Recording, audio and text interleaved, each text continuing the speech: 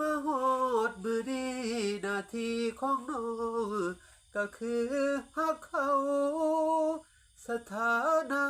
เดิมๆสองเฮามันเปลี่ยนไปแล้วแต่โดนอดีตฮักสองเฮามันกลายยามเว้าในทุกเหตุผลมีเขาเป็นแฟนทั้งคนให้อดสาเอาความเก่าบ่เว้าดอกแฟนหรือสิมาพอเศร้าดอกพ่อสำดีล่ะให้เฝ้ากลับไปเคลียร์กันซะแค่ผู้เข้าตาคงบ่ยากดอกสายโทรเบอร์อายแชทที่เฮาไลน์ให้เฝ้าลบออกเพิ่นถามก็อย่าเผลอบอกคอยหาทางออก